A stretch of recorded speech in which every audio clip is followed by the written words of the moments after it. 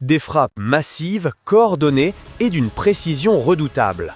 En l'espace de 24 heures, l'armée russe affirme avoir infligé de lourds dégâts au cœur du complexe militaro-industriel ukrainien, détruisant notamment un système américain HIMARS et plusieurs installations stratégiques.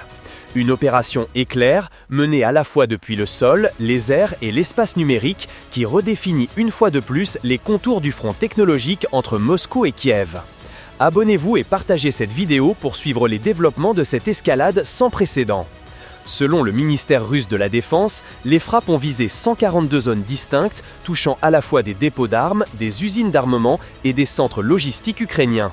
Ces opérations auraient également neutralisé plusieurs points de déploiement temporaire de soldats ukrainiens et de mercenaires étrangers.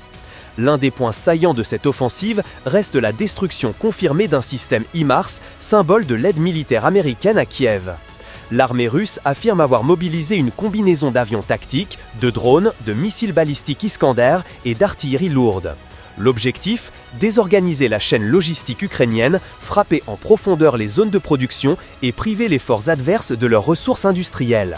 Les images diffusées par les médias militaires montrent des explosions puissantes, accompagnées de panaches de fumée s'élevant au-dessus d'installations industrielles identifiées comme des sites de maintenance d'armement. Ces frappes s'inscrivent dans une stratégie de longue haleine.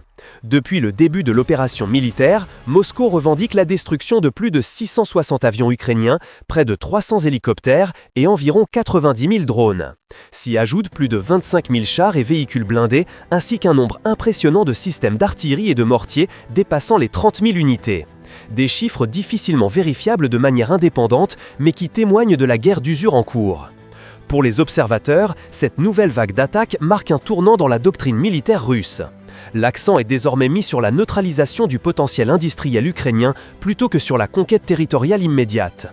En d'autres termes, il s'agit de priver Kiev de sa capacité à produire et entretenir son armement tout en dissuadant ses alliés de renforcer leur aide militaire.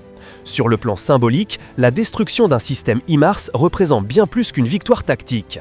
Ces lanceurs, devenus emblématiques du soutien occidental, incarnaient la supériorité technologique promise à Kiev. Leur neutralisation envoie un signal clair: aucune arme, aussi sophistiquée soit-elle, n'échappe à la riposte russe.